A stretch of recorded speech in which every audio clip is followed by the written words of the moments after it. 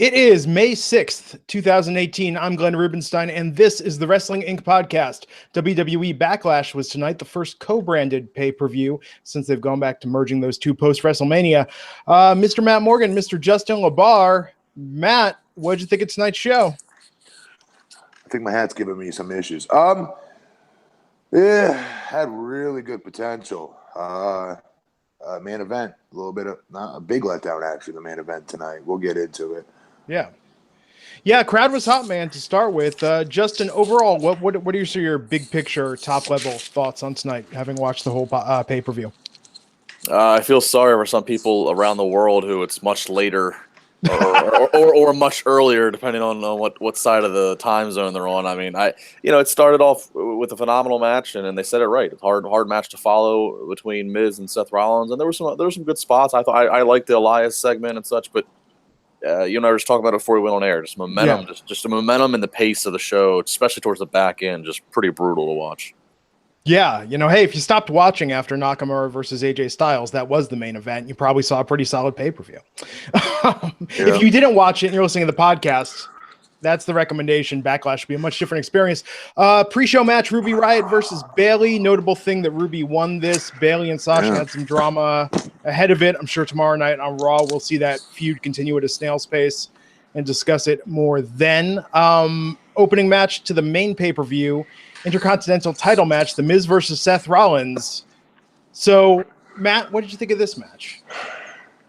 The Intercontinental Championship match was money. I mean, good Lord. What was not to like about that match? I liked, small thing, but at the very end, how, Cole put over Rollins as being, the hottest act on Raw right now at the moment. He's right. They don't hear him really talk like that usually. But great match. And again, Miz will continue not to get the credit he deserves to be a very good worker. I know people don't like saying it, but it's the truth. It takes two to tango. Yeah. Justin, what did you think? I mean, especially given that it was a little predictable that the Intercontinental title was probably going to stay on Raw, all things considered. And still.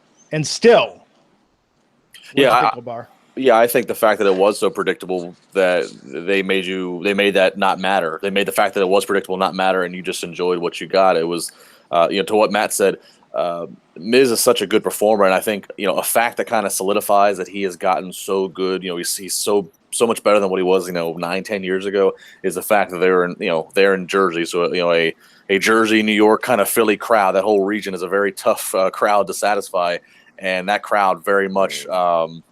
Appreciates him and let him hear their admiration. And that's not an easy crowd to get. So the Miz has definitely won over everybody, I think, at this point. Yeah. And pre-show, we saw a little segment with him and the Miz Taraj. They did not come out and help him tonight. So he did lose that match. And I'm sure this week we will find out tomorrow night what's next for the Miz Taraj and Tuesday what's next for the Miz. But man, Rollins, it's just the crowd. Even if you guys noticed lately, the Burn It Down is getting like the most interaction. Oh yeah, anything in the show. Yeah, it's great. So Rollins nailed the blackout. His knee went over pin Miz, but I recommend this match. We talk to death on this podcast how they run these things into the ground. I mean, tonight that was fantastic. Felt as fresh as ever between these two. After the match, Rollins was clutching his knee as his music played, got up, got the pop on. The Miz was still down. And then we went right into Alexa Bliss versus Nia Jax. So this was kind of interesting for a couple of reasons tonight. But first off, Matt, what did you think of the match? I loved the pre-match. All the video packages tonight were friggin' awesome, for the record. Yeah. I loved tonight's video packages. They stood out to me. But this video package was great hype for the match. Made me more excited about it again. And I liked the interplay with Be a Star anti-bullying campaign. I liked the post-match promo, from Nia Jax. The match itself was good. It was what it needed to be. I have no idea what they do with Alexa Bliss from here. I mean, she tried to do all these other tactics, these other antics of, trying to flip-flop the fans, and they're thinking that Nia is the big bully. Usually that's a little bit slower of a build for the type of storyline that I would have assumed they were telling. Maybe there was a DQ that would happen, or Alexa Bliss, you know what I mean, doesn't lose flat out like that. So I don't know where they go now with this. I love Alexa Bliss, so I'm a little worried for her. But as far as the champion couldn't have looked any better. Yeah. So, Justin, what did you think? And I'm curious to get both your thoughts about the post-match angle. But the match itself, do you think this was the end of the feud between them, Justin? I don't think it was the end. I am curious to how they go forward, but I don't think it's the end. I like the match. I like I like some of the spots. I like the spot of Nia being pushed over the top rope, and I like that. The promo, the promo was just too long for me. Actually, after the match, I wish it would have just been a little bit tighter. Just my own personal taste, really. Yeah.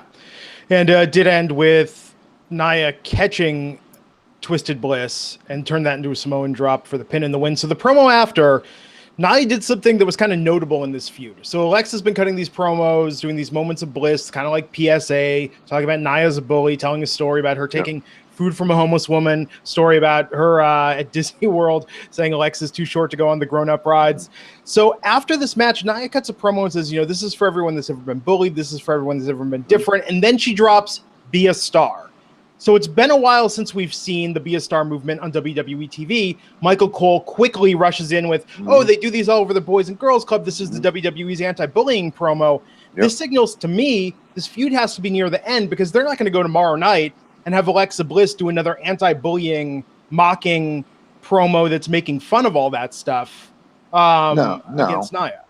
No, but again, I think I took that differently. Even if you guys were to interject it last week, I still would have taken it with my suspension of disbelief being in full hand as to that is what a dickhead would do. That is what a bad person would do, would take something so great like that and try to flip it in their favor just because they're jerks, and that's what jerks do. And as long as the babyface comes out on top, I'm all for making it a part of the storyline. Well, especially if we're going to get messages by an let's call a spade, an overweight or a heavier set woman who in past years don't fit the WWE prototypical perfect Barbie doll wrestler out there cutting that type of promo, inspiring young girls out there, and men for that matter, about not giving a crap about what your body type is and be who you are. I don't see how that message is ever a bad thing. I agree with that. Justin, what do you think? Have they ever done Be a Star in the storyline before? I mean, of course, CM Punk did the famous reference to Vince McMahon. Other than that, I can never recall them putting into a storyline as part of like a feud. Obviously, they've peppered it all through the programming. Yeah, of course. And they'll show video packages of heels and faces kind of working together and talking to schools and everything, and talking to kids assemblies. But I can never remember right after a match them tying it in to that. So this is kind of a first, and it's like you said, it's been a while since they've done the Be. I mean, it's been maybe 2 years. I feel like at least that they've had any mention of Be a Star. So I don't know if that campaign's being re-energized or if they have some new initiative that they're going to start to do again and promote again. But this was pretty unprecedented.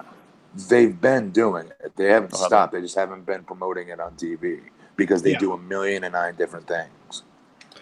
Well, and I think that's the turn. I mean, I think that's the turn with it. I think now with Nia, this is a great way for them to bring it front and center. They've done the rallies around WrestleMania. I remember they show footage of that where they get the kids in the city and, they have the rally and the people talking about it. But I think if there's going to be a turn with it, I just don't see Alexa coming out there and doing, I don't want to say a parody, but doing something that mixes the message if this is what they're going with Nia. Regardless, I think Nia has arrived. I mean, look. Think about every criticism on her in recent years. I mean, even to the fact that, they've used her weight as an advantage. They're announcing her weight to kind of show her as just this dominant force.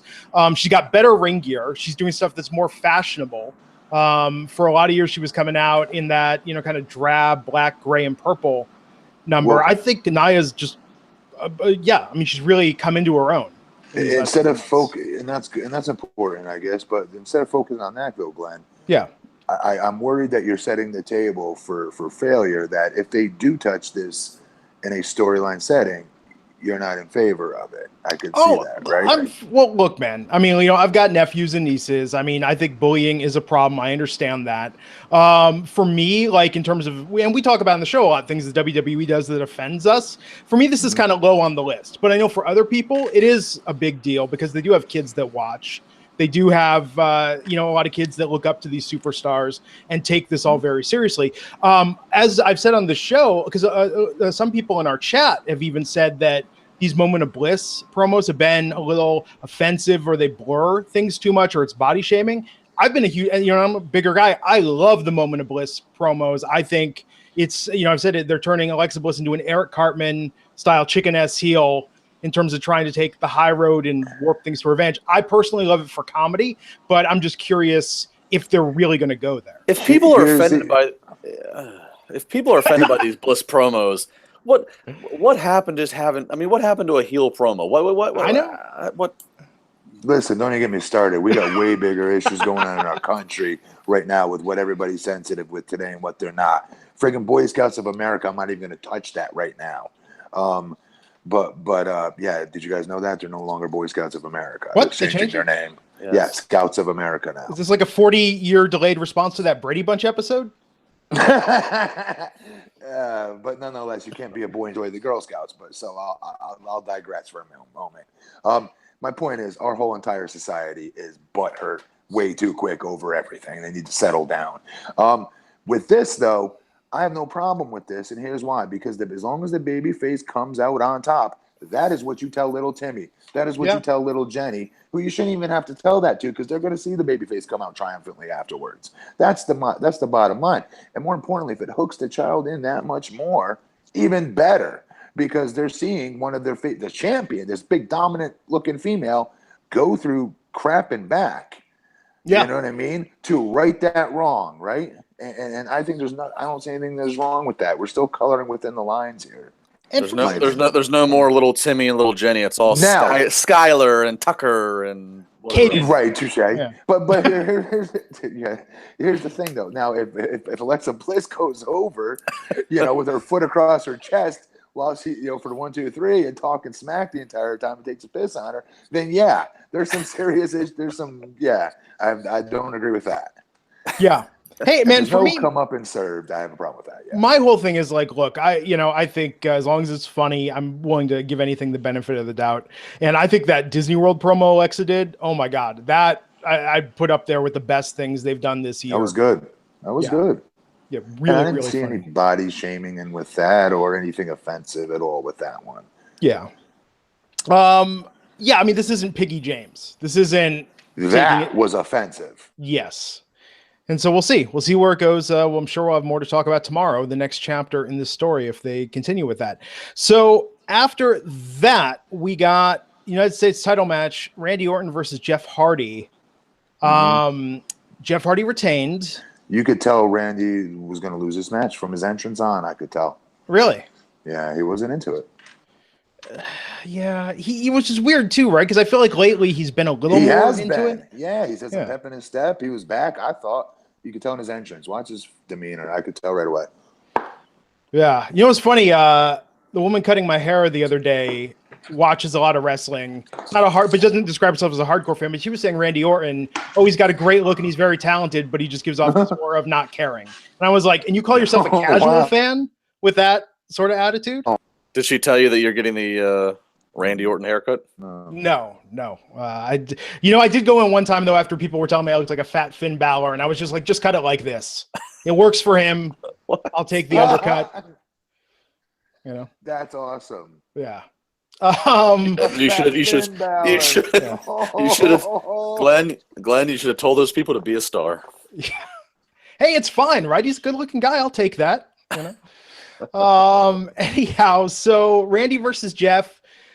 Yeah, this match. Justin, what do you think of this? I mean, clearly Randy's got the star power on paper. I mean, this is a match from 10 years ago, but how do you think this worked tonight in the context of this pay-per-view?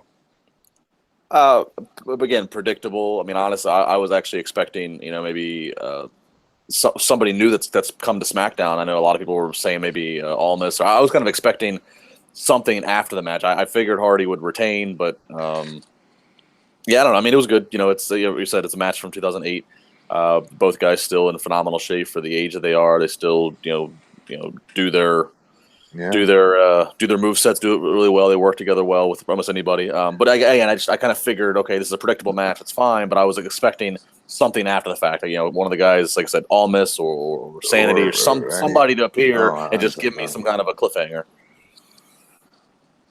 The finish was a little. The finish was a little conjuncted for me as well. Yeah, so Hardy blocked the RKO, brought down Orton for the 2 count, hit the twist of fate, and then went to the top to get the Swanton bomb for the pin. Which is funny because all I kept thinking in my head when the announcing team was going over about what a beautiful Swanton bomb it was. I was just thinking back to the Greatest Royal Rumble week and a half ago when he did that and Jinder mimed the finish after it not connecting.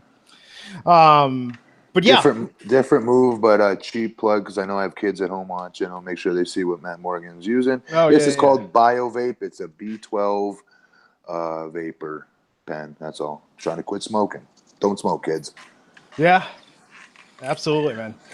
And by the way, that wasn't a time bomb in a row. Now Jeff is annihilated. And that's my boy. I hate saying that about him, but he's killing people with that swanton. That swanton is supposed to be his shoulder blades hitting your chest. He's just straight up. I don't know how he's not hurting his own back. He's splitting his own lower back right across the chest. That kills, for Jeff. I don't know how he's not killing himself with that. What year did Matt stop doing the real high flying antics that the Hardys became famous for? He just did. For me, I remember him just doing really the leg drop off the top or in the second, right? Yeah. But I feel like his style's gotten a little less. I mean, age catches up with everyone, right? I'm sure out there someone probably has the data on what someone's done that high flying, more cruiserweight style moves. What's the oldest you can go before your body just is no. We're not doing this anymore. Jeff does that flying Walanda still, and that's the thing that he missed. What's his name with at the Greatest Royal Rumble? Gender, yeah. Oh yeah. Yeah, similar but different. Okay, so Hardy retains. We'll see where that story goes on Tuesday on SmackDown. Then this was a segment, and get prepared, folks. You're going to see more of these now that we're doing dual branded pay-per-views. Elias came out, talked about he's friends with Bruce Springsteen, but the only thing wrong with Bruce is that he's from New Jersey. That was just great. That whole thing. The New Day came out, interrupted him. Then we get Aiden English coming out with Rusev. Then we get No Way Jose with the Congo line, and the Congo line has Titus Worldwide in it. Of course it does. And then Bobby Roode hits the glorious DDT on Elias, and then Bobby Roode Congo lines out of there. What we just witnessed was a death of a great potential. Well, I can't say babyface because Bobby's gonna be a better heel, but God, that was brutal. That was brutal. And this was the Santina Marella slot being filled by 55 people. That's what this was. And I hate this slot. I've always hated this slot on Raw, and I'll always hate it. It's the bullshit comedy thing where I've got to lower my I don't know, my wrestling mark IQ or something like that to have good old fashioned fun watching some crap comedy. I don't want to see this shit. Excuse my language. It annoys the crap out of me. And this is when I go and use the bathroom, or this is when I, unbeknownst to my kid, turn around and goozle him on my bed and start putting wrestling moves on him and not watching the TV show. Because this was that bad. This was brutal. The only good part was old boy at the beginning, and that is it. And they got to be careful because they're getting – I don't want to see him have to have any shit get on him. And he's getting shit on him in these bad segments with these people. See, I'm opposite. I was fine with this. I was brutal. I killed Bobby. I'll give you this. Rude twerking. That certainly that kind of made me think. Okay, well, I don't know where any push is going to go from here. But overall, it got Elias face. It got Elias FaceTime. The crowd stayed into it. This was a better use of seeing Elias for 10 minutes, I think, than doing one more match with Bobby Roode and it having no real progress. We've seen them go back and forth. We had a match this past week that was stopped in a no contest.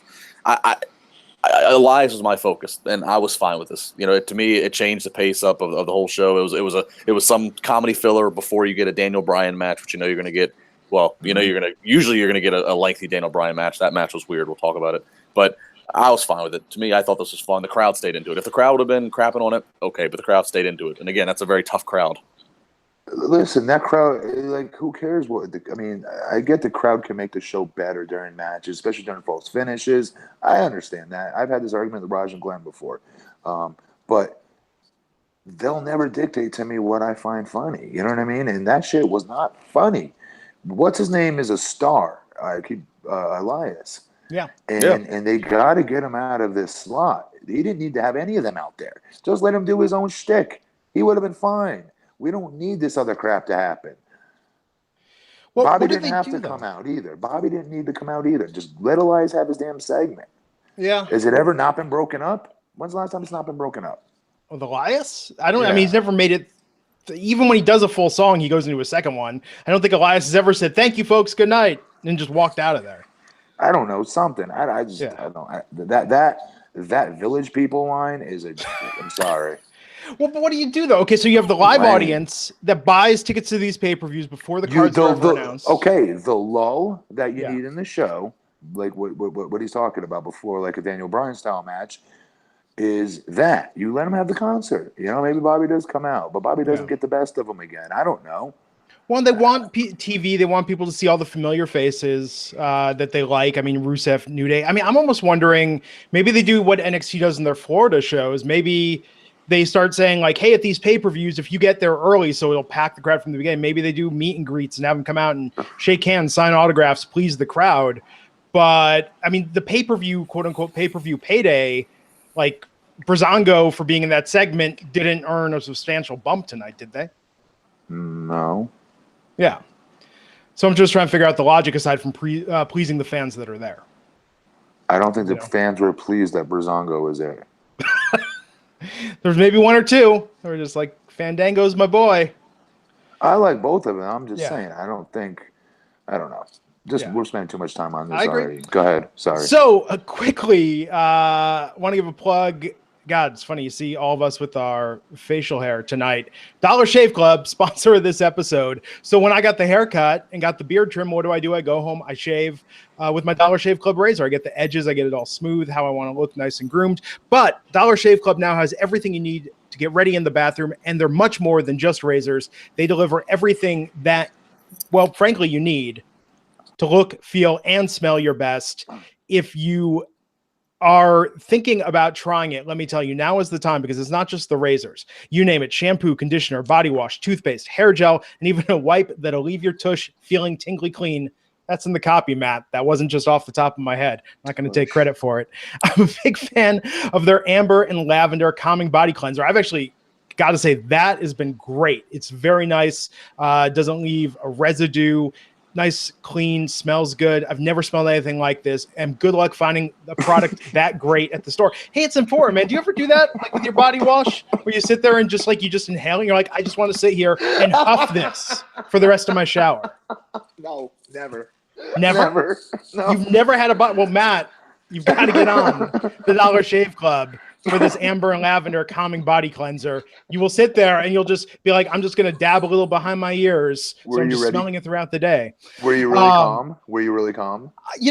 I've never been that big aromatherapy type guy who believed in that, but I kind of get it. I kind of understand that if you get that scent, it does have that impact on you. I mean, it makes sense, right? It's something you're inhaling. So it does affect you. And all of Dollar Shave Club's products are made with top shelf ingredients that won't break your budget. And trust me, you will feel and smell the difference. Plus, shipping is free with your membership. And here's a great way to try a bunch of Dollar Shave Club products for just $5. You can get their Daily Essentials Starter Set. It comes with the body cleanser, the One Wipe Charlies, which are, yes, they're amazing butt wipes, their world-famous shave butter, and their best razor, the 6-blade Executive, and they'll keep the blades coming for just a few bucks more a month, and add in the shampoo, toothpaste, and everything else you need. You could check it all out at dollarshaveclub.com/INC. That's dollarshaveclub.com/INC to look, feel, and most importantly, smell your best. dollarshaveclub.com/INC. You said You said Tush and one wipe Charlie's. Yeah. Oh, you missed the first week we had to do the Dollar Shave Club ad that had the Bud wipes in it. I was like, Raj, what's that other product? I know I'm forgetting something. I needed Raj Geary to be the first person to reference the Bud wipe on the Wrestling Inc. podcast. A one wipe Charlie's sounds like something you'd have to pay some weird money for. One wipe Charlie. It will change your bathroom game, and just leave it at that. Someone should compile a mega clip of the Dollar Shave Club ads we've done on this podcast. Matt talking about shaving his entire body. We've gotten very intimate with our audience and our grooming habits. DollarShaveClub.com/INC. Okay, Daniel Bryan versus Big Cass. Man, this match, very competitive. Big Cass was looking pretty dominant. I love that in the pre-show they called this height versus heart. I thought that was a very good setup. And then we got later on in the match, and Big Cass tapped out to the yes lock. Yeah. As fast, if not faster, than I've ever seen anyone tap out to a submission before. Yeah. How'd you think as a big guy, as a fellow big guy, how do you think Big Cass looked in this match, Matt? I don't know what to make of it. I told you guys they booked themselves into a corner by bringing a big guy back off the IR, a big guy they have big plans for off of the IR, and immediately subject him to Daniel Bryan, who's arguably the hottest wrestler on either roster. Yeah, right. He's most over, if not the.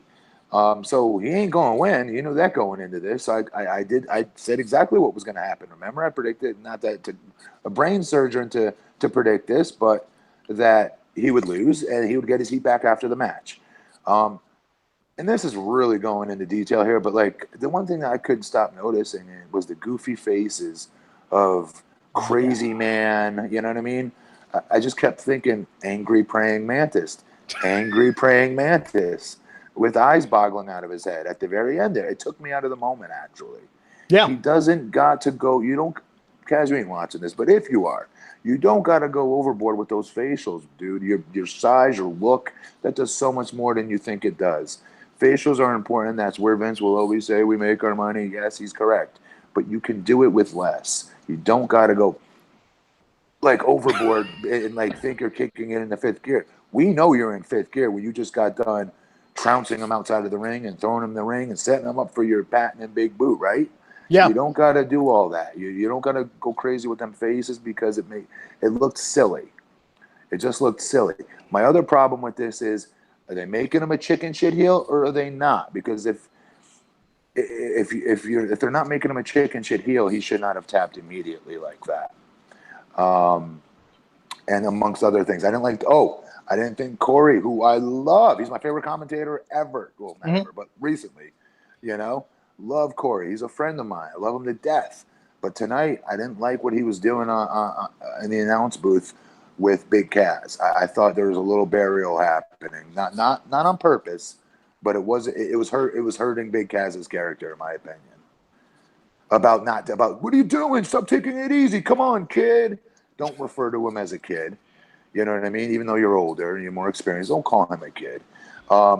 He's your big giant. He's hopefully one day one of their new monsters, right? You don't call him a kid. And the inexperienced thing, you don't got to show that right away. It's his first big match back. Don't be pointing that shit out. Yeah. Justin, what did you think of this match? Yeah, I thought there was a missed opportunity here. First off, I thought the heat after the match was good. It was good that Big Cass got that heat back. But I thought there was a way for Big Cass to win this match. Obviously, Daniel Bryan doesn't need to win. He's a former WWE champion. He's over like Rover no matter what. You could have had Big Cass get a win here by, obviously the end game here, right, is Daniel Bryan and The Miz. You could have had The Miz's music hit at one point, and just a simple distraction gives Cass the upper hand and gets the victory. And that would have done so much for him. And then he could have done the brutal beatdown after the match. So he already got his victory, and then he takes it too far. So I thought there was a missed opportunity here by just automatically giving a win to Daniel Bryan, and yes, Cass tapping out as quick as he did. To Matt's point about Corey, I agree. But the other thing I noticed about Corey, and I've never understood this, I can't figure out. WWE's been letting their announcers, rather than having the typical, okay, you're always going to align with every babyface. You're always going to allow them to heel. Yes. They're allowed to make personal investments. Corey Graves is a heel commentator, but yet he hates Elias, and Michael Cole loves Elias. I never get that. And granted, I know Corey and Elias, both Pittsburgh guys, so they know each other. So I'm sure it's maybe started as like a little bit of fun, like ball busting, but it should have been stopped right away. It should have been, no, Corey, you're going to like Elias because you're a heel. Michael Cole, I don't understand that. So again, here with Corey Graves after the match, saying how Cass has gone too far. No, let Cole say he's gone too far. Let Saxton say that he's going too far. Corey Graves, you're supposed to be the one guy that relates to this heel, And he kept getting on him for not pinning him quick enough, for not making the cover quick enough. I used to hate when they used to say that, like in my matches, because guess why I'm not covering him, guys? Because I just hit him with a big ass move. I cover and he kicks out. I'm a pussy because he just kicked out of my big move. You see what I'm saying? So like, there's a rhyme and reason why we don't always cover the guy right away. You know what I mean? Especially bigger guys, you got to be careful not to bury yourself by making too many pin attempts after big moves, because it means your big moves don't mean shit. Yeah. If the guy's kicking out. So like bigger guys, you got to call the match a little differently. And I was just surprised that Corey kept going back to that over and over, going, oh, he's being too cocky. This isn't the guy you get in the ring and be cocky with. You don't do this with a Daniel Bryan. No shit, Corey. We know that. You get on the heel side here a little bit and say, wow, he's improved. He's got a mean streak in him I've never seen before. This guy's look, forget his look, his size, his ability, and now this demeanor on him, this man's going to be unstoppable. I don't know, how hard is that to do? Yeah. Yeah, I mean, the beatdown after, I thought, definitely showed his power. And although it was weird that they announced Daniel Bryan for the post show after that match, and then later was like, oh no, Daniel Bryan's too injured from Big Cass to be on the post show. Both of those announcements occurred after that match. I didn't know they said that after the match. Okay. Yeah, at least that's my recollection of it, because it was late in it when they started hyping up the post show, and this was only still relatively early in the card. I feel like I was in my 20s when Backlash started earlier this evening. It was that long ago. So the yes lock. Let me just ask this about Cass's tap out, Matt. So as far as submission moves go, would you put this one in the category that even in wrestling, this is one that is particularly tough to endure, or that you're feeling, or you'd be more inclined to tap quickly when put into it?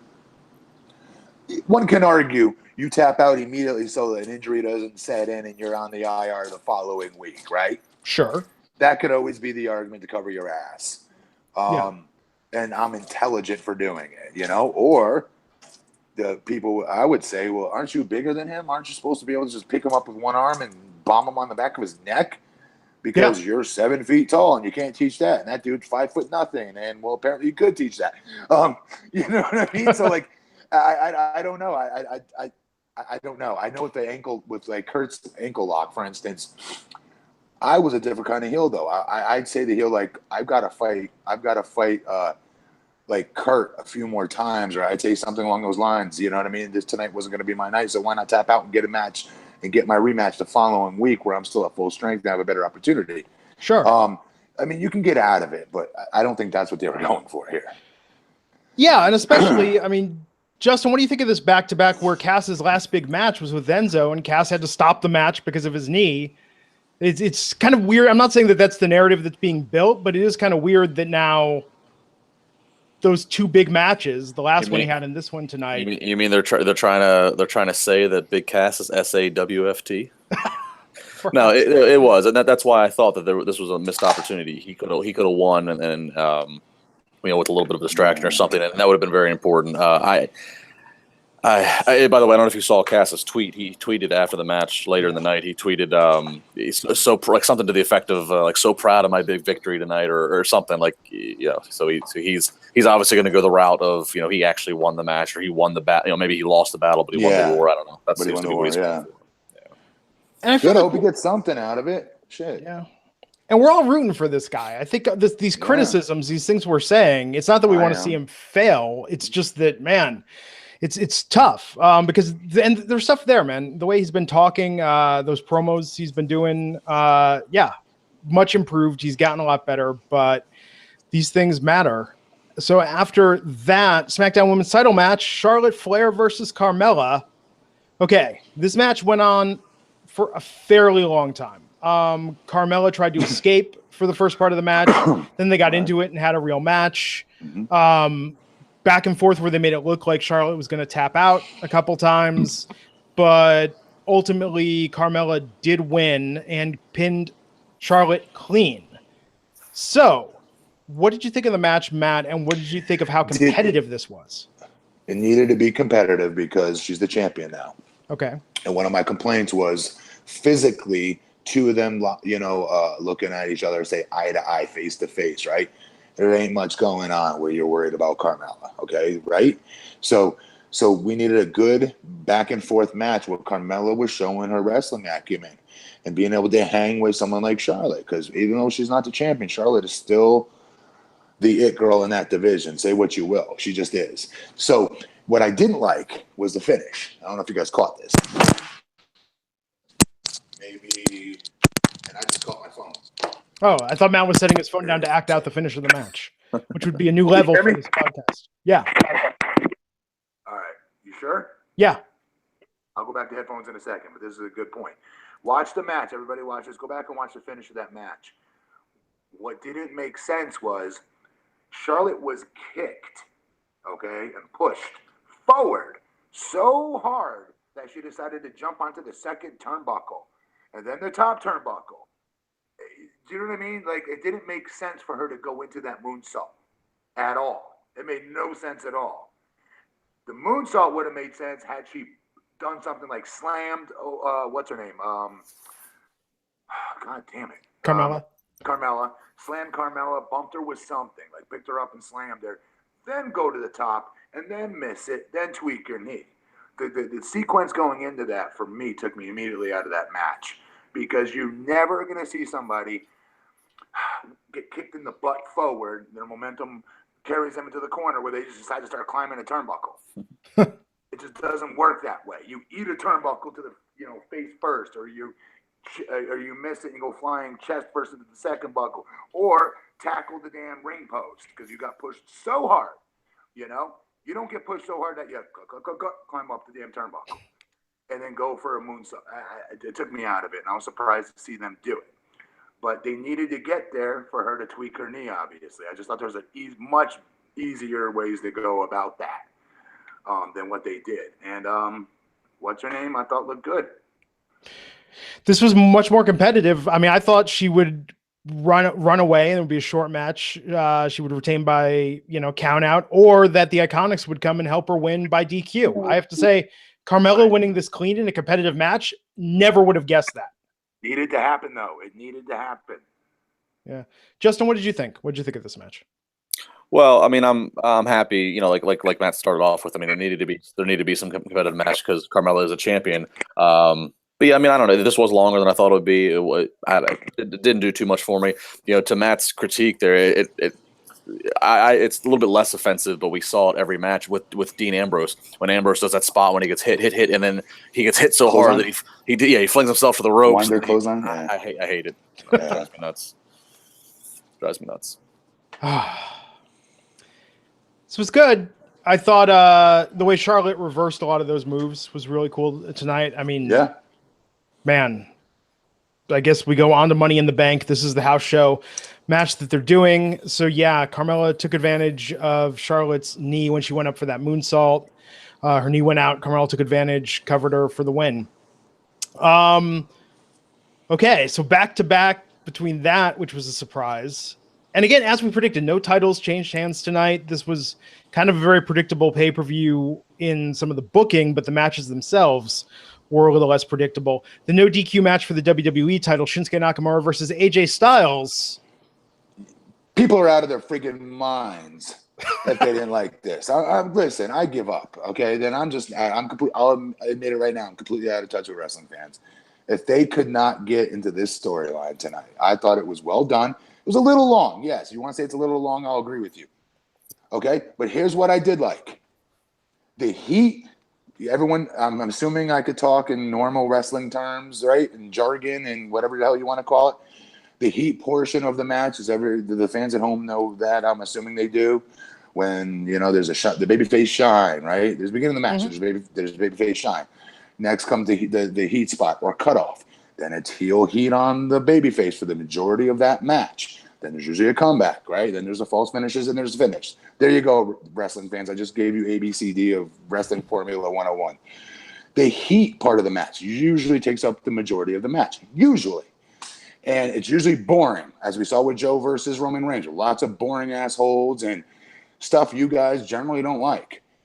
I loved Shinsuke Nakamura's heat tonight. Loved it. Not heat from the audience. Physical, his heat. The move sets he was going to when it was his turn to get his steam and heat on his babyface AJ. The kicks, oh my God. Like, fans were chanting table. I'm going, are you guys on crack? Those kicks are 10 times more lethal and hurt way more. I'll go through 10 tables than to eat one of those kicks in the chest with pleasure. Not even debatable for me which would hurt worse. He was killing him with those kicks safely, but I personally, that stood out to me greatly. Nakamura was turning up the heat at the right times in the match and was doing different stuff. He wasn't doing all this shoot-off shit where the guy ducks and then he comes back and then hits him with a back elbow and he bumps him that way and he covers 1-2, kicks out, goes to a hold. Guy fights up. He elbows him 3 times. He hits the ropes, hits him with the big boot. 1-2, he kicks out. I'm sick of that shit. We didn't see that tonight with this. We saw a guy do original stuff in his heat, and those kicks were on fire. And it looked legit. It looked real. It did a great job making AJ fight from underneath and look even more, have even more empathy, in my opinion. And then I'm not even gotten into the part where AJ got caught bleeding with the chair and how they went to the finishes and whatnot. I like this match. I hated the finish. I wanted to kill the ref and everyone else who thought this would be a good finish. And I did not like that AJ did not wear a cup tonight.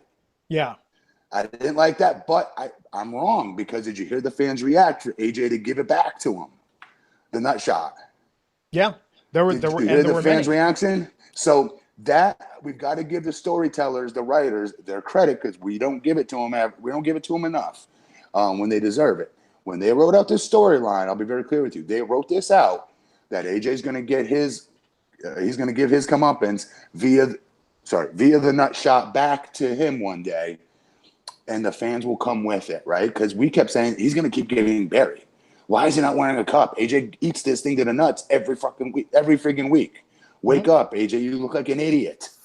You keep looking stupid. You're burying your baby face, WWE. Stop doing this.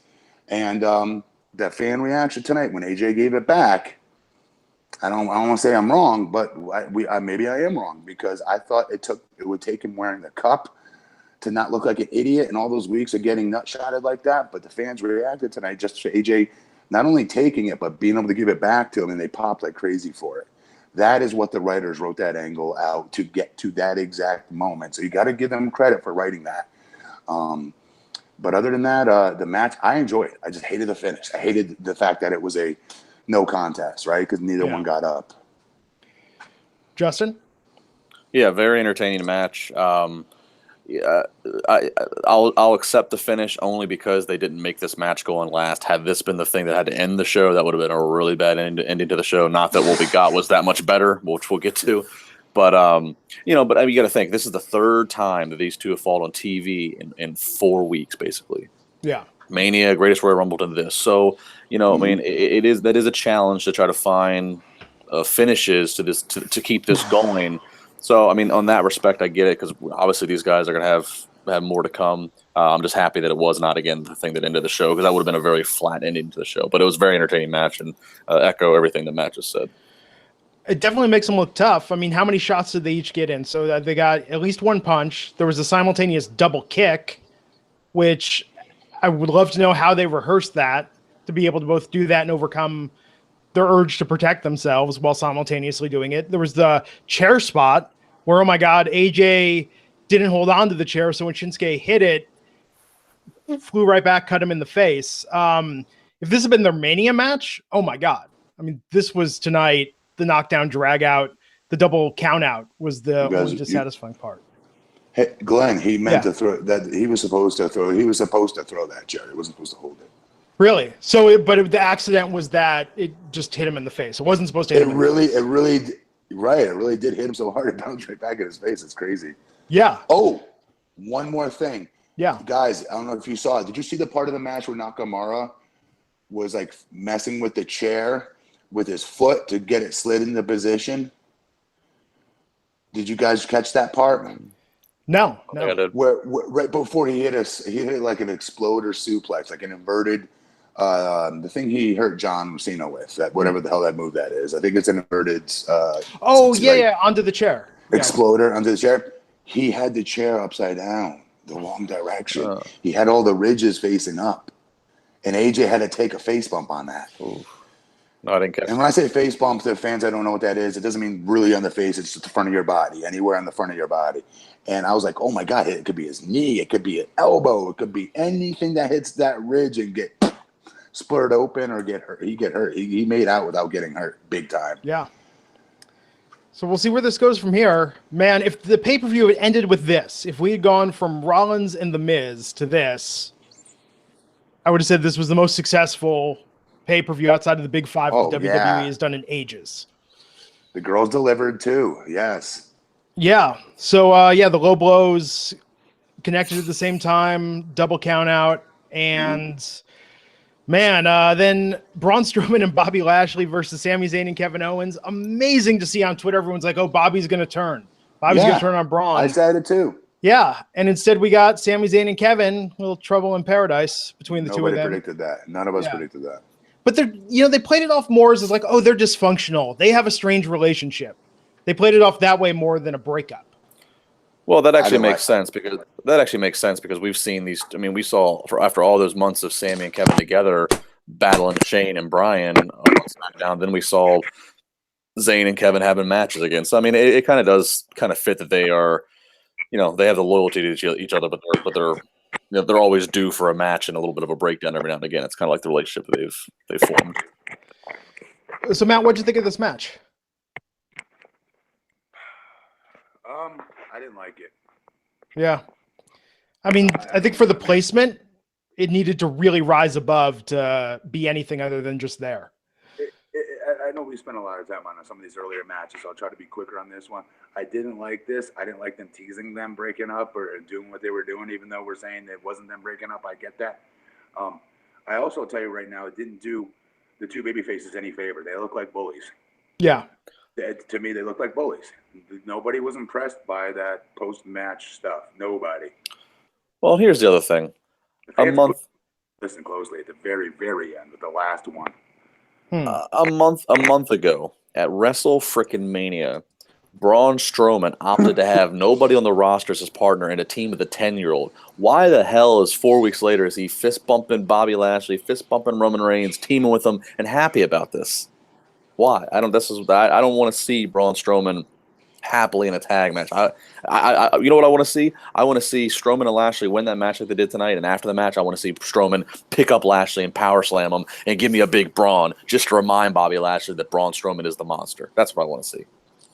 Cool with that. Doesn't help Bobby, who just came back. That's why these two should not be anywhere near each other. This doesn't do Bobby Lashley any favors for the record either. Bobby Lashley's a supposed monster as well, not on his level, but physically speaking, but still a big ass mother, you know what? And you don't put Godzilla next to King Kong his second week out. Even though they did that with me and Big Show my very first debut, but I'll digress. With Bobby, I think they've been coasting too much on what they perceive the nostalgia is for him, and they have to have data. They have to have data on how many people that were watching when he was the last they were watching now. But I feel like this return. You guys said it best. You said it best, right, Glenn? You said they should be showing. They should have showed us video packages, right? Build him like he's new, and that will just and the curve will be shorter to reestablish him. But treating him like, oh my God, Bobby Lashley's back, and most people are like, okay, I recognize the name. We learned really quick. If you're a newbie, guys, we learned that his dad was a drill sergeant. And this taught him to give 100% at all times. Thanks, Great. Michael Cole. That makes him look like a freak. No, since he's came back the night after Mania, they haven't done. I don't think they've done one interview spot with him. They haven't done anything. I mean, and the bad thing is the biggest highlight, truly the biggest highlight of his WWE career, they're not going to show because it involves Donald Trump, and they're not going to. It's just a. Why would they not show that? Well, they haven't been showing, and I think they've been steering away from anything. Really? Well, that's what it seems like. I mean, but nonetheless, my point being, they haven't shown any back. They haven't shown any No video packages on him, no history on him, no interview with him. You know, it's why is he back? Why is he here? Are you saying Vince McMahon's not a fan of our 3.9% lowest unemployment rate? No. That's not what I'm saying. I'm saying that I don't think WWE. Korea, South Korea, peace. I'll shut up, guys. I'm you not hate when I talk about this shit, Glenn. I'm sorry. Yeah. Go ahead. No, what I'm saying is I think that they're just staying away from any political at all. Yeah, that's why we haven't seen that clip really. You know. Okay, what about the cage in ECW? I think it was a MAGA or something like that. Maybe it was Big Show. Is it bad to bring up ECW? I don't think it benefits WWE currently, but I mean, they certainly reference it when he did some freakish things, Jermaine, man. But anything at this point, just explain to the audience, you know, the portion of your audience that has come back in, you know, in recent years, the last 5 years, just why this guy is a force to be reckoned with, and that's all they have to do. Yeah, but they just, I mean, except on commentary, it's been in passing trying to put him over. I don't know. It's disappointing, and I think tonight it showed in the match because I don't think him and Braun really gelled as a tag team. They're not gonna gel. They're both monsters. That's never gonna work.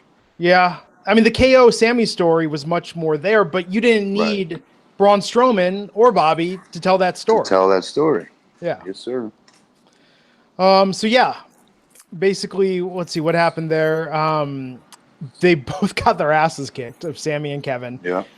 Sammy took the pin, but yeah, then they beat up Owens after while Sammy looked on. I'm sure tomorrow night we will get the next chapter in this. And after that, the main event, Samoa Joe versus Roman Reigns, a match with a whole lot of fighting even before the match started. Even after they rang the bell, the match hadn't officially started. And then it went with Samoa Joe being very, very dominant, almost getting Roman to the point of passing out at one point. When, man, you want to talk about, I think actually Roman beat Big Cass tonight, Matt, for overdoing a facial reaction when Roman did his come to life moment there. But no, Roman beat Samoa Joe. Roman looks strong. What did he pin him with? Let's see. Well, the spear. So the finish of the match, of those that didn't see it tonight, you know, was a spear from Roman. But what you don't know unless you watch the show was, I can't believe I'm saying this because I was taught the same way Joe was taught that when the fans start chanting boring, when you do too many quote unquote rest holds, you think that was boring? Watch this, mother effers, and go back to it even longer. And I'll give Joe props for doing that on Monday Night Raw. I'll give him props for doing it because many of us talk a good game that we're going to do it when we can put those opportunities and those situations with the fans, and then we all puss out and don't do it. And then start getting the guy to tell the babyface start selling up when we start to create some action and then cut him back down again and go back to the hold versus just sitting in the hold for an extra 15 seconds like we say we're going to do. So I'll give Joe credit for that in that manner, but I don't understand. It almost felt like, and I know this isn't the truth, but I thought something happened maybe to Roman, like injury-wise, because you usually go to a hold like that when you need to communicate with your opponent better, but that's not what was happening here. I just can't put my finger on it, why they thought it would be a good idea to spend so much of this match in a hold. They did a great job by telling the story earlier that Joe was one intense beast and he's back, mother effers, and putting immediately Roman Reigns right through a table with a nasty-ass Uranagi. And he was all over him like white on rice. And he was in harm's way. Let's be very clear. Roman Reigns, if you didn't see this, was in harm's way tonight. You didn't know how he was going to do. I didn't even know if they were going to have a match. I was hoping, you guys, that they went off tonight's show with that pre-match beatdown of Roman, and the match never happened. I thought that would have been a lot better for Joe than what it turned out to be. I agree with that. Justin, what do you make of it, and what do you make of the fans in Newark tonight chanting "Beat the Traffic" in addition to all the other shit that they were throwing at these guys? You know, I don't understand this. I'm not one of the people that's a Roman Reigns hater. You know, I'm not as hard on him as some of the people are. But I'll say this. You know where you're at. Again, you're in Jersey. You know the kind of crowd you're going to have. I don't understand if this was the match that they intended to go out and do. You know, if the communication they had backstage, if this was the match they intended to go out and do, if there was no injury that happened, if they said we're going to go out and this is how it's going to go, I don't know how they could expect to have any other reaction than what they got.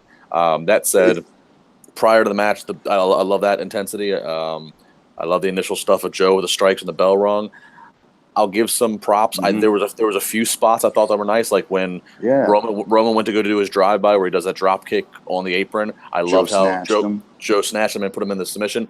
I thought there's some creative spots, but you don't really think about a lot of those creative spots because it was so drowned down with so many rest holds and such a slow pace for what's supposed to be a violent fight. I don't know. Great call. That's exactly it. It should have been a violent fight. You're right. And it was at the beginning. So one of the things is, and this was not them. Any of you guys that didn't watch tonight's pay-per-view, this was not they weren't doing the boring chants and yada, yada, yada because it was Roman Reigns either. This was Joe getting it too. This was Joe getting, both of those guys getting the boring chants because of the rest holds. And they just kept putting them back to back to back to back. And it just felt like 10 minutes of the match was spent in that. I know I'm probably wrong, but that's what it felt like. You know what I mean? And it's like, we don't want to see that, I was very surprised at that. It made me feel like one of them got injured until Joe started laughing and messing with the fans a little bit, like a good heel should do, by the way. Yeah. But, man. His taunts were good, too. I like that. This could all end if you just go away. Oh, I like that. I love that. And I also loved KO in the match before calling Bobby Headband. Yeah. Come on, Headband. And he kept calling him Headband when he threw him in the ring. I think this was too early for them to give Roman a comeback spot. He lost at Mania. He lost at the Greatest Royal Rumble on a technicality, claiming himself. I can't believe they actually said as a commentary. Roman is claiming to be the uncrowned Universal Champion. Oh, good Lord. But the story that you tell, we were talking about this, Matt, last weekend. You were giving me a hard time going back, rewatching all of the Karate Kid movies in advance of Cobra Kai that launched on Wednesday. Why is that all over my YouTube, by the way? I watch because it's a YouTube Red production. Did you watch it yet? Oh, is that why? Yeah. I should. It shows me every episode just sitting there waiting to be watched. You like Johnny Lawrence? Come on. One of the greatest movie villains. I liked meeting him in person in real life. Actually, yes. Matt, let me tell you this. I will tell you that a lot of people politically aligned with you really like how they're playing Johnny Lawrence's character as that sort of forgotten man, frustrated with society. I think it will resonate for you on multiple levels. I'll just put it at that. But in terms of this, so the way you tell the story in all these movies, right, is the guy gets beaten down. He trains. He digs for something, that fire in his gut. He comes back and he beats the big enemy. Yeah. What you said, if Samoa Joe had knocked Roman out before the match even started, and it's like, oh my God, Roman's on this losing streak, and then we build up to Roman versus Brock at Money in the Bank, that comeback spot, Roman is officially the underdog. They blew their wad tonight a little bit, having him beat Joe, because this progressive build hasn't worked for Roman. I think they need to knock him down so much that you feel bad that on just a human level in wanting to see him win. And you know what? Think about it. He's one of the very few I've ever seen get the opportunity to get a rocket up his butt, and then they pull the carpet out from underneath him from winning the championship, like basically, to being the guy, the hood ornament of that company at the last second, right? That's what they did. And then they tried to reshuffle their deck and go, we're going to try it this way, back to the drawing board. And we're going to give him this slow build. And people are going to get behind him because they're going to feel sorry for him. That has not worked either. Yeah. So what else left is there? There's only two ways you do it: super duper fast or a nice slow build. There is no other way unless I'm missing one. Well, and you can almost feel for WWE in a way. Oh, maybe 2 years ago, of like, okay, we're putting all of our eggs in this Roman basket and it's just not connecting. Now they have a luxury. They have a luxury in Braun Strowman. Now they can say, okay, this Roman experiment's not working this way, so let's go ahead and do a detour and take it this way. But we have a guy who is organically getting over with the entire audience and who is $1 million in appearance. So they have no excuse now. It can't be a case of, well, Cena's gone, Roman's all we have to bank on. No, you got a guy in Braun Strowman who's homegrown. So let's pull the trigger on it. Look, when does that happen though? Because I felt this was for Braun's perfect moment would have been like months ago. It felt like 6 months ago. Even. No, I agree. I don't think that it'd be a hard stretch, and I'd be worried they lose the Lightning if they waited till next year's Mania. But I think if you can build to this year's SummerSlam in August, you got to do it by then. He was so hot. He still is doing a great job. The fans are still reacting to him. Braun should have beat Brock Lesnar when they had a one-on-one match last year. That should have been it. Question about it. That would have anointed him as the guy. Cool. We were ready for him. Yeah. But now they're treading water. I mean, look, they did the Nicholas thing at Mania. It was cute. People, no, but you know what I mean? That was a good treading water moment, right? Keeping some up on top. Everyone felt good about it. Yes. Tonight, if we've got this level of treading water from now till SummerSlam, Braun's going to become irrelevant because you need to keep booking him like a main attraction. And putting him in that match tonight, he was just kind of there.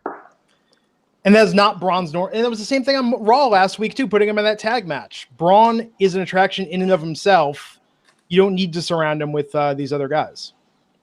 This is. I swear to God, this reminds me when I was with TNA, and they throw me together with Hernandez, and we'd be a tag team out of left field, and we'd win the tag team titles. The two biggest, strongest guys that were getting similar babyface pushes, but they had no clue what to do with us. Or me and Crimson, same exact formula. He was undefeated. I was their big giant, but a babyface. How do we? You know what I mean? It's like I swear to God, when creative wants you still to be on TV. They know you're going to get them. You're going to go out and get the reaction that they need you to get, but they don't have something for you specifically, individually.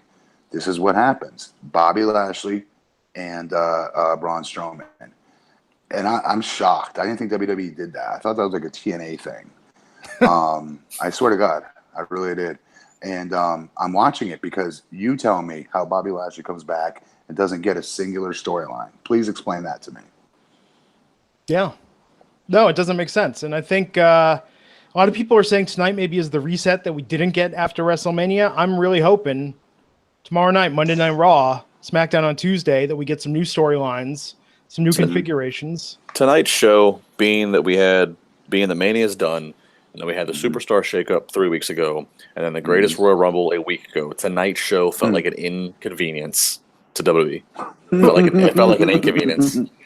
Sorry, everyone that paid $400 for your ringside seat. Yeah, it felt like that they commit. It felt like that dinner date you do with like the people you see once a year that you said yes to 2 months earlier, and now the date comes around. You're like, God damn it, this is the most inconvenient thing for me to be doing on a Wednesday night. Yeah, that's what it felt like.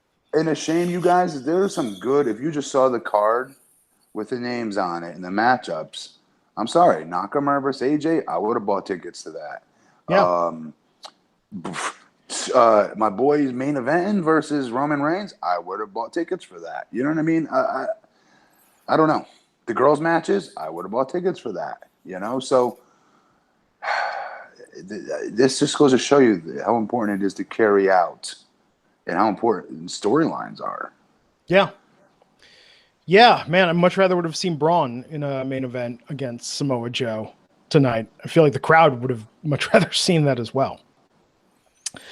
So tomorrow night, we're going to talk about Monday Night Raw. Myself, Mr. Matt Morgan, and Raj Giri should be back with us then. Maybe Where then. Is he? He's traveling, and Where's we're going to travel to. He's a man of mystery. Where does he Matt. go? He has Raj, a life. Where do you go? He has a life beyond us. It's so weird. Matt, I'm following in your footsteps. I'm helping out a friend that wants to run for city council. And it's funny that I had to explain to him. I was like, so Mondays and Tuesdays aren't ever good for me. And then like every month there's going to be a Sunday where I can't do anything. So this schedule, you have to know. He thinks it's the most ridiculous thing on earth, that this is what we do, you know? Wow. Yeah. Yeah. And he's a former fan of wrestling. The appointment viewing part is the part that he finds hilarious. It's like, we got to do it. And, you know, I gave people shit about that in the 90s. A good friend of mine used to do the thing where he would like have two VCRs set up so he could get Nitro and Raw at the same time. I did that same thing too. I had two VCRs. You had to back then, right? Before DVR. If it was on TV and you didn't tape it, it was never shown again. Dude, I'll do you one better. I hosted Monday Nitro parties with pony kegs in my dorm room. Wow. That's how cool wrestling was. Yeah. One day it will be that cool again. Dare to dream. Yeah. Justin, what would you like to plug before we wrap this up here? Thanks for hanging with us tonight to talk Backlash. Yeah, good to be back. At Justin LaBar on Twitter. It's got all my opining and all my controversial thoughts with all of you. It's got links to everything. Wrestling Reality, the weekly podcast you can download on Spotify, iTunes, wherever. See you there. Awesome, man. BP Matt Morgan, Instagram and Twitter. Matt Morgan, the number 4 Longwood on Facebook. Anything else you want to plug, Matt? No, everything I'm doing politically as far as city commission work here in Longwood goes. Go to, like you just said, on Facebook, Matt Morgan for Longwood. Everything else, rants, raves, things like that, Instagram and Twitter, at BP Matt Morgan. Excellent, man. I'm at Glenn Rubenstein on Twitter. You can follow me there. Live tweet along with all WWE programming. And yes, you can check out my reviews of Cobra Kai and the Karate Kid trilogy on there as well. Glenn, can I just give one last plug? Because I forgot to do this last week. Seriously, people may not know this, but I'm almost 13-year recovered painkiller addict. Sober, for just in March will be 13 years. And one of the dumbest things I did, you guys, is I picked up a cigarette when I was getting sober. Stupidest thing I could have done. I wouldn't even kiss a girl that smoked a cigarette, let alone me ever smoke one. But because I have such a highly addictive nature, I got bit by the bug and immediately got hooked on smoking cigarettes. So what I've been trying to do is bust my tail to quit. And in doing so, this company called BioVape, I don't know if you can see it's upside down, sent me out these pretty cool B12. It actually gives out B12 vape. So every time you inhale, that's B12, vitamin B12. So I'm hoping this works. I'm hoping this could take, because at my age, it shouldn't be smoking to begin with, But as part of the story I just wanted to share with people. And if this is what helps me beat it, it's a hell of a story, you know what I mean? So I just want to make sure those that are trying to quit smoking, I strongly suggest this. BioVape, and then it has B12 in it. No, it's definitely better than a lot of the vape products that are out there. Taking vitamins and whatnot. That's awesome. Cool, man. So we'll be back here tomorrow night after Monday Night Raw. Until next time, folks, take care, and we'll see you back here on the Wrestling Inc. podcast.